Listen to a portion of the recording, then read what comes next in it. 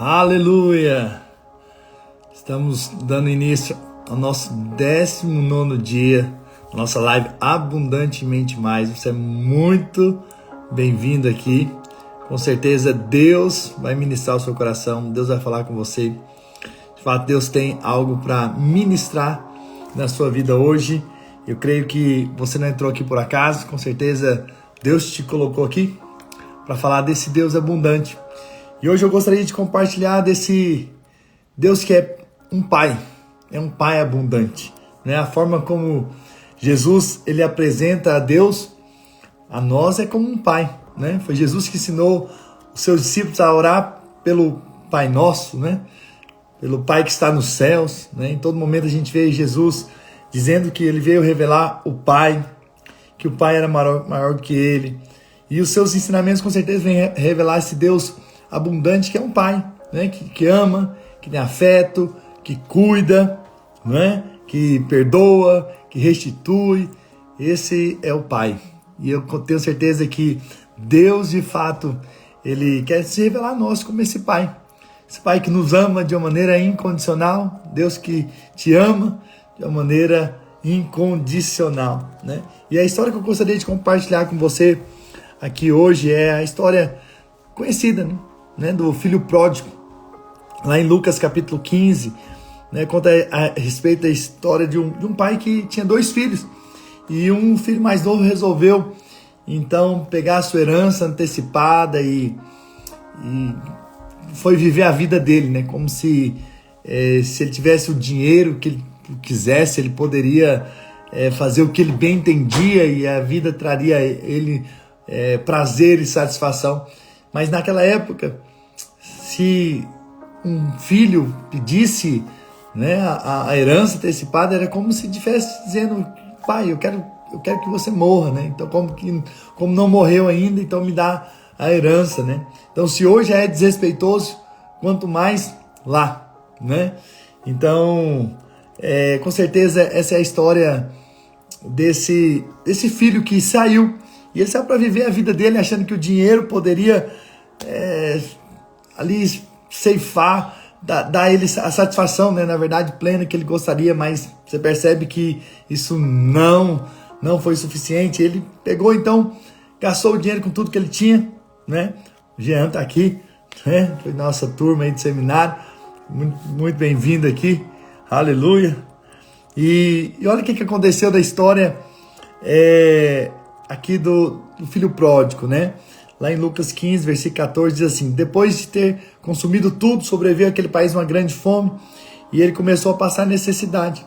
Então ele foi e se agregou a um dos cidadãos daquela terra, e este o mandou para os seus campos a guardar porcos. Ali desejava ele fartar-se das alfarrobas que os porcos comiam, mas ninguém lhe dava nada. Olha só, depois de gastar todo o dinheiro da sua herança, ele então foi ali trabalhar com porcos. E é o que a gente percebe ali é que ele perdeu tudo, né? Ele foi trabalhar num lugar que ele queria até a comida dos próprios porcos, né? E a gente percebe que ficou numa situação muito difícil. E foi nessa hora que ele então lembrou que tinha um pai. Talvez momentos assim, as pessoas acabam lembrando que existe um pai e que naquele momento não havia amigos, não havia ninguém que poderia ajudar, porque certamente que quando acaba o dinheiro também os amigos se vão, não é verdade? Então veja, naquele momento então ele se lembra do pai, e como o pai ele trabalha, ele ajudava ali a família, e como ajudava também os servos, e como ele tratava ali até mesmo seus servos, ele pensou: olha, quem sabe eu posso voltar lá e meu pai me trata como um dos servos, já vai ser bom para mim, né? E olha o que a Bíblia diz lá em Lucas 15, versículo 17. Então, caindo em si, disse: quantos trabalhadores meu pai tem pão com fartura e eu aqui morro de fome? Levantar-me-ei, irei ter com meu pai e lhe direi: pai, pequei contra o céu e diante de ti, já não sou digno de ser chamado teu filho, trata-me como um dos teus trabalhadores. E levantando-se, foi para o seu pai, né? Então a primeira coisa que aconteceu aqui é que ele caiu em si, né? Aquela dificuldade fez com que ele lembrasse que tinha um pai, e como seus pais trabalham, né, ou faz com seus trabalhadores, né? Na verdade, ele reconheceu a bondade do pai. E aí, muito interessante, eu queria dizer isso para você. Às vezes nós pensamos que se nós soubermos tanto que Deus é um Deus severo, nós voltaremos para o Pai. Vamos nos arrepender. Mas eu vou te dizer algo que conduz-nos ao arrependimento, é ver o tanto que Deus é bom. O tanto que a bondade de Deus está sobre as nossas vidas. E Romanos 2, versículo 4 diz: ou despreza a riqueza da sua bondade e tolerância e longanimidade, ignorando a bondade de Deus, é que te conduz ao arrependimento. Então veja, aqui está dizendo que é a bondade de Deus que nos conduz ao arrependimento. Então não é o entendimento da punição que nos conduz ao arrependimento, mas sim a bondade. Quanto mais vemos a bondade de Deus, mais somos mudados da maneira como nós lidamos com o nosso Deus. E nesse caso, com esse pai. Então veja, por que ele mudou de ideia? Arrependimento é metanoia, é mudar de direção. Por que o filho voltou para a casa do pai? Porque ele reconheceu que a casa do pai era um lugar bom. Que tinha um pai que era bom.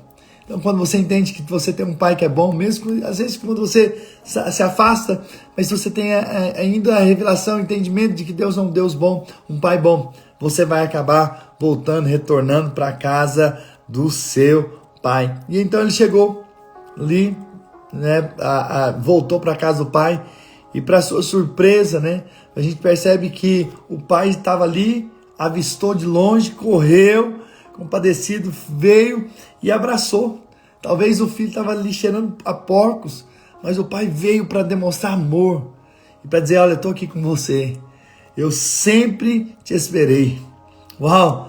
Esse é o amor de Deus para conosco, né? Mesmo quando às vezes nós andamos por caminhos tortos, mas Ele está sempre de braços abertos para nos receber. Foi nesse momento que o filho então disse: pai, pequei contra o céu e diante de ti, já não sou digno de ser chamado teu filho. E o pai nem deu ouvidos ao que o menino estava dizendo, aquele jovem. E olha o que a Bíblia continua dizendo, versículo 22, capítulo 15 de Lucas: trazei depressa a melhor roupa, vestiu, ponde-lhe um anel no dedo e sandálias nos pés. Trazei também e matai um novilho cevado, comamos e regozijemos-nos, porque esse meu filho estava morto e reviveu, estava perdido e foi achado. E começaram a regozijar-se, começaram a se alegrar. Então veja, primeiramente trouxe uma roupa, né? Uma nova roupa nos fala dessa nova vida, né? Adão e Eva receberam uma roupa depois do pecado deles, né? Com certeza um animal foi morto ali naquele momento, como sinal do pagamento da dívida, e isso apontando para Cristo que iria morrer na cruz em nosso lugar, para que nós pudéssemos receber uma nova roupa, né? A roupa da salvação, as vestes da salvação, como diz a Bíblia, né? Do perdão, da justificação. E na verdade, então, essa nova roupa significava para o pai, estava dizendo para o filho: olha, eu te perdoo. Você tem agora uma nova história, você tem uma nova vida. Essa nova roupa, na verdade, mostra esse novo homem que nós somos quando nós nos convertemos, quando nós tivemos uma experiência com Deus. Na verdade, a Bíblia sempre nos fala sobre essa questão de roupa.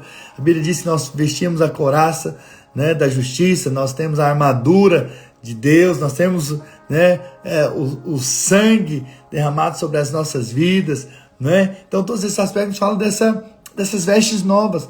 E então o pai estava dizendo: olha, agora a partir de hoje você tem uma nova vida. Depois o pai dava também um anel. Anel significa aliança, né? Em outras palavras, o pai estava dizendo que ele continuava sendo filho, continuava sendo herdeiro. Uau, impressionante isso, né?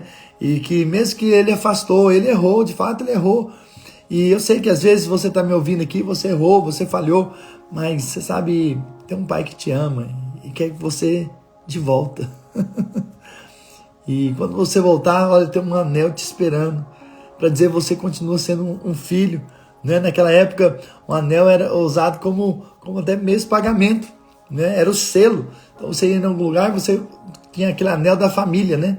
Então você marcava ali, selava ali, e significa que agora, com certeza, a família iria pagar, né? Aquela dívida feita, né? Aquele pagamento daquela compra, né? Então veja, esse é o nosso Pai, é o nosso Deus que nos ama abençoar, é o amor de Deus que nos abençoa, como como um pai, não é?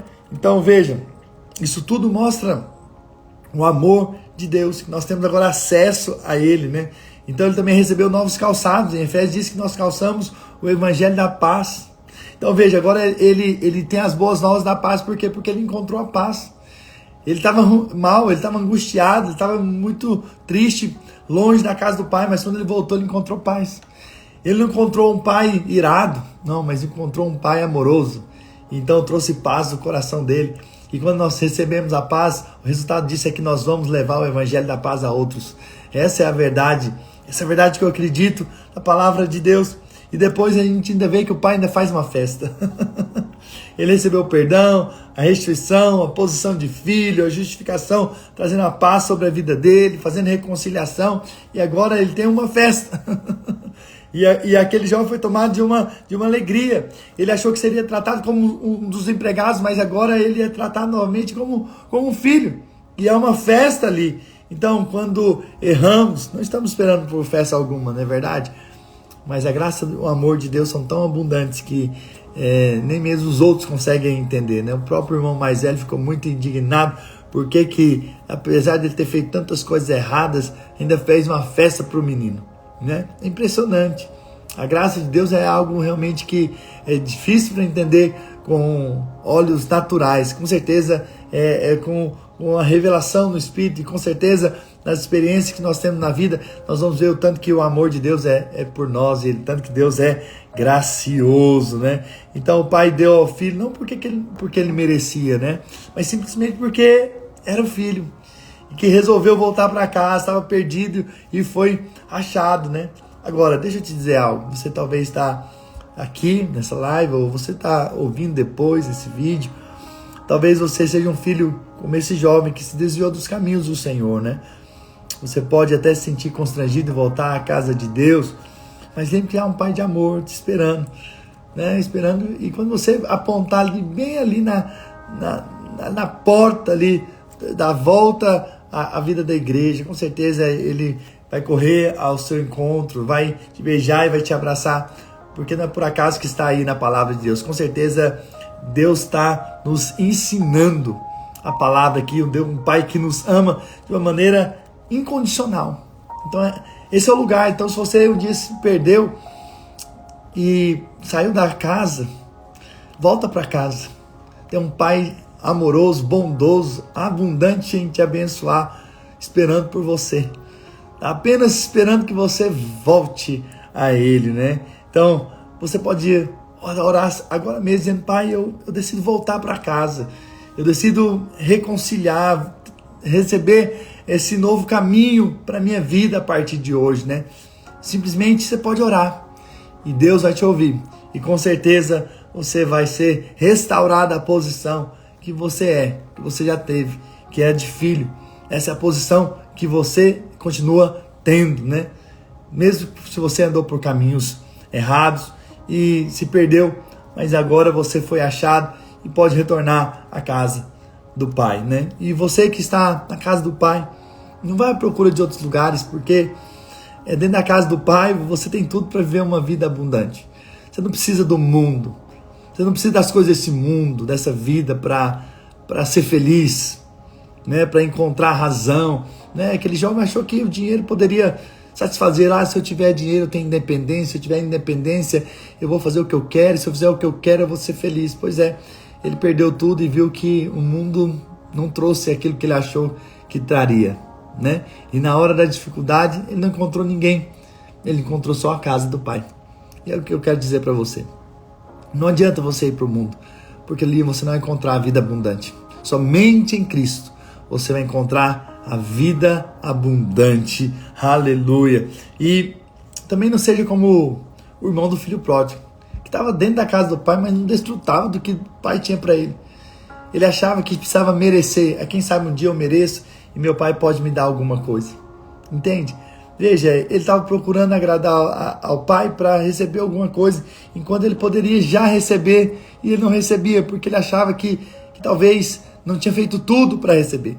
Mas na hora que ele viu o outro irmão recebendo, ele falou: olha, eu fiz tantas coisas, nunca saí daqui, e o Senhor nunca fez uma festa para mim. Então veja, esse também nós não podemos ser. Nós precisamos ser aqueles que de fato entendem a graça de Deus. E se não saímos da casa, glória a Deus, permanecemos até hoje, glória a Deus, mas desfrute. Você está na casa do Pai, tem muita coisa boa na casa do Pai. Apenas desfrute do que Deus tem para você. Então busque sem merecer, porque o seu Pai é bom, é abundantemente bom. E essa é a mensagem que eu vim falar para você hoje. Eu sei que Deus, Ele é bom, Ele é um Pai muito bom. E Ele te ama muito. Você está na casa dEle. E na casa dEle tem muitas coisas boas. Você pode desfrutar de muitas coisas boas que o Pai tem para você, para sua casa, para sua família. Eu quero orar por você. Eu quero liberar palavras de vida e de bênção sobre você. Em nome do Senhor Jesus. Pai, nessa hora, eu quero liberar a bênção e a graça e o favor do Senhor e dizer que a revelação do Senhor é sobre a vida dos meus irmãos. Eu quero declarar que eles têm olhos abertos para ver o tanto que tem um Pai amoroso, que ama, que é abundante em dar, em abençoar. Deus, um Pai que é cheio de vida, de bênção, de graça sobre as nossas vidas. Mesmo quando nós falhamos, mesmo quando nós erramos, nós encontramos um lugar onde somos abençoados, na casa onde nós realmente vemos a mão poderosa do Senhor.